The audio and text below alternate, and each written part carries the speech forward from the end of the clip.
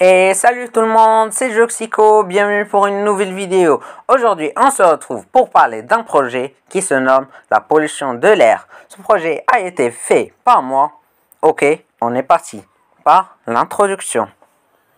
La pollution de l'air est un ensemble de gaz et de particules en suspension présents dans l'air, l'intérieur ou extérieur, dont les niveaux de concentration varient en fonction des émissions et des conditions météorologiques. Mais quelles sont les sources de pollution de l'air? Quels sont les inconvénients de la pollution et comment la limiter? Les sources de pollution de l'air. La pollution naturelle. Les sources naturelles de pollution atmosphérique comprennent les feux de forêt, les volcans et les émissions de composants organiques volatiles, comme appelés COV, provenant de la végétation.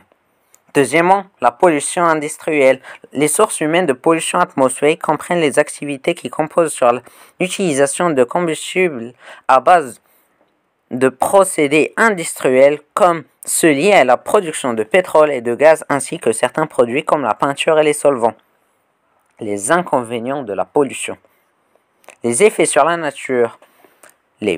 L'air pollué flottant à la surface de la Terre est emporté par le vent et la pluie. Les nuages et les températures élevées contribuent également à la dispersion de la pollution pour atteindre de très grandes distances depuis son point d'origine.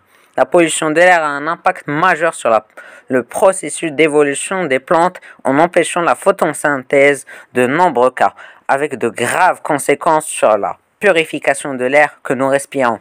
L'accumulation de gaz dans l'atmosphère génère également des problèmes environnementaux tristement connus, comme la pluie d'acide, diminution de la couche d'ozone, réchauffement climatique et effet de serre.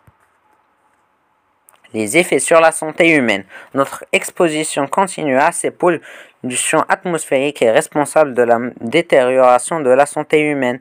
La pollution de l'air peut notamment causer des problèmes cardiovasculaires, des allergies, des crises asthme, comme la maladie de l'asthme, des conjonctions des maladies des bronches, des cancers de poumons ou de la peau, des problèmes de vision et les personnes les plus vulnérables sont souvent les enfants, les personnes âgées, les femmes enceintes et les malades. Les précautions pour limiter la pollution de l'air. Il est urgent d'agir pour préserver notre planète et la rendre viable pour nos enfants.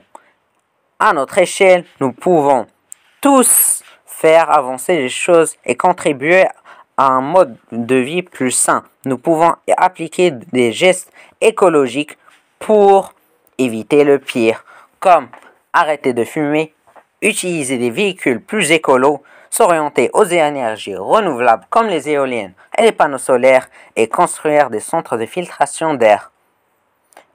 Merci d'avoir regardé. Si vous avez kiffé, likez, abonnez-vous et je vous dis ciao!